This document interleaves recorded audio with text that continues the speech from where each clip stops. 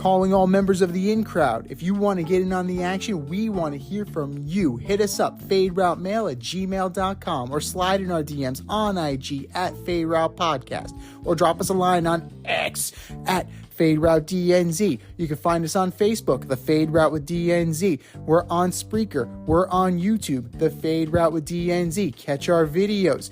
Like, subscribe, share, tell your friends, and spread the word.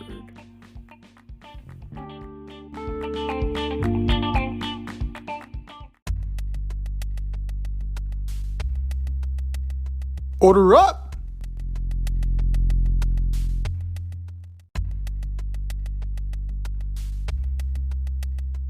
It is time for us to order up. Order up, order up. This week, we are ordering up the best college quarterbacks of this century. And it was actually a very interesting ESPN college football poll. So we're going to take a crack at that and see if we agree with ESPN college football or if they're off, as ESPN social media often is. So here we go. From 5 to 1, who is your best college football quarterback this century deep? Yeah, so I took a different look at it, honestly. I saw their poll, and I don't know. I had a tough time with it, Z, honestly. So here's what I'm gonna say. I couldn't get 5, so I'm gonna let Vince Young and Matt Leinart share 5. And people might be surprised, but I don't know why, but I really did enjoy Matt Leinart as a college football quarterback. I don't know if it was because he was a lefty, because he was 6'4". I can't explain it. Like, I just think Matt Leinart was one of the best quarterbacks this century, and 2-time quarterback of the year. I think he had 2 national championships. Yes, sir. And then on the Vince Young side, Vince Young beat Matt Leinart in the Rose Bowl, and arguably, actually, my favorite college national championship that I've ever watched. To be the man. To be the man. You gotta beat the man. And he beat a stacked USC team with Matt Leinart, Lendale White, Mike Rucker, Reggie Bush, and Mike Williams. The list goes on and on. So for the two of them to share that spot, I thought it was only fair. So number 4, listen, he didn't amount to much as a pro, but it's Tim Tebow. It's Tim Tebow, 2-time national champion, Heisman winner, Maxwell Award winner. They have a statue for him in front of the stadium. He could run, he could throw, he was smart. It didn't equal to a prolific pro career, but Tim Tebow was one of the best quarterbacks, not only of the century, but ever. So then number 3 for me, I'm going to get a little newer, a little more recent. I'm going to go with Deshaun Watson. He was a national champion. He had a big arm, great football acumen. Forget about what he is as a person. Forget about what he is as a pro. The guy really was able to keep things going in Clemson and was a phenomenal football player. Number 2 for me is Joe Burrow. Listen, if you're not going to start a team with Pat Mahomes, the next guy you want to start your team with is Joe Burrow. Joe Cool, situation's never too big. He can make every throw. That LSU team that he won the national championship team might be one of the best college football teams ever assembled, right up there with the 2004 USC Trojans. I would love to see those two teams play. He's a national champion, a stud. He started out at OSU, didn't work out, went to LSU and crushed it. Joe Burrow smoking a stogie after winning the national championship. Doesn't get better than that. And number 1, and people are probably going to give me shit for it, but I'm not backing down from it. It's Trevor Lawrence. He is just the prototypical quarterback. He's the quarterback that I grew up with, the quarterback that I always admired. He's 6'5". He's got a huge arm. He could run.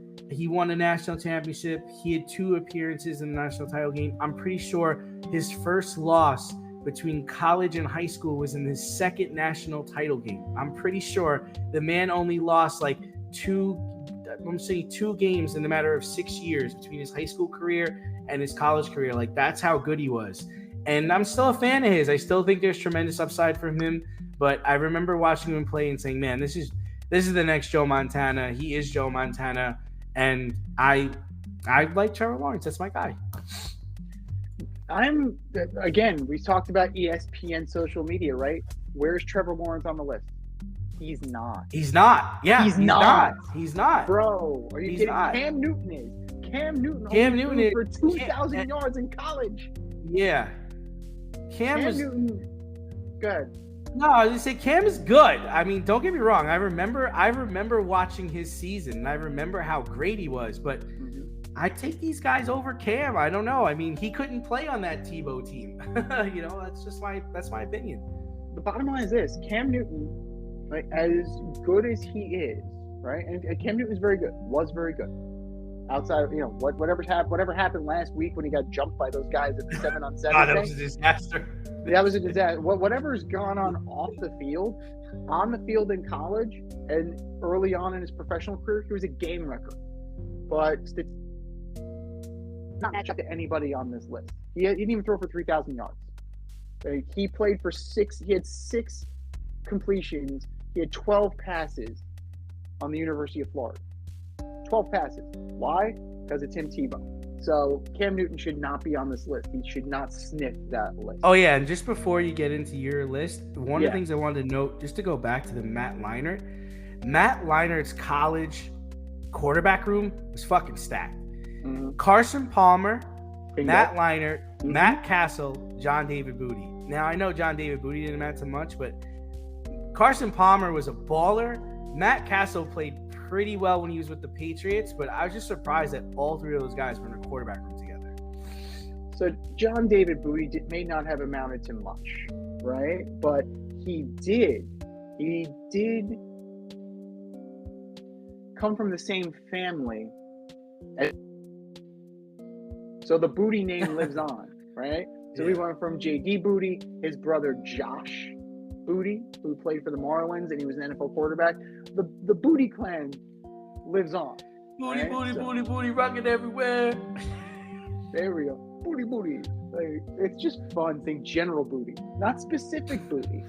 Not public booty. Not public general. Booty. Just general. Not general. Private booty. General. General booty. Exactly. So for me, Cam Newton's off the list completely. Number 5. This is tough. Like Vince Young, also off the list. Did very well. Didn't do enough.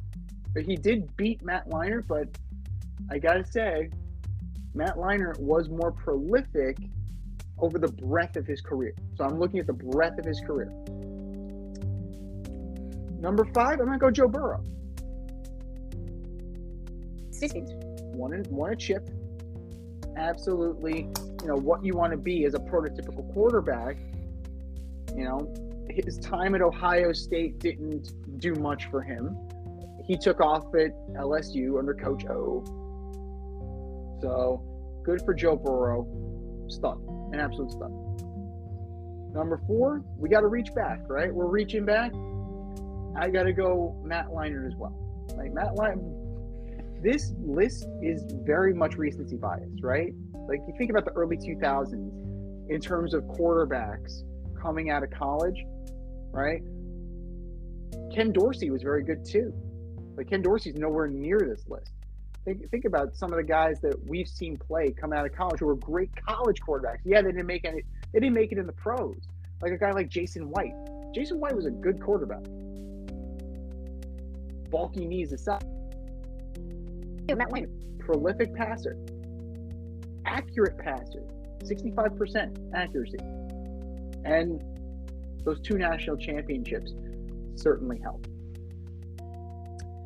Number 3, this is where it starts to get interesting.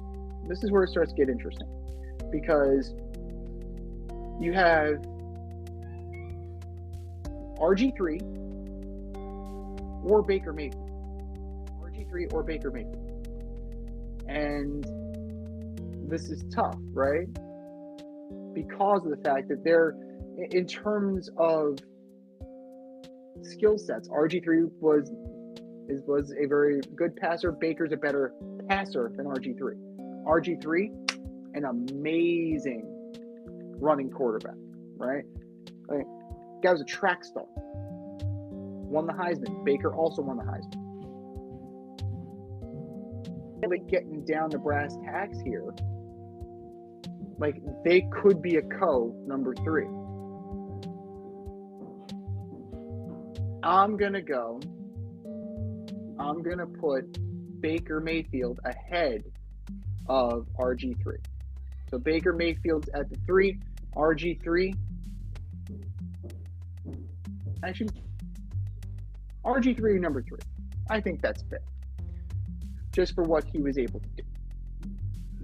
Number 2, Baker Mayfield, more prolific. Almost 15,000 passing yards, 131 touchdowns, 30 picks.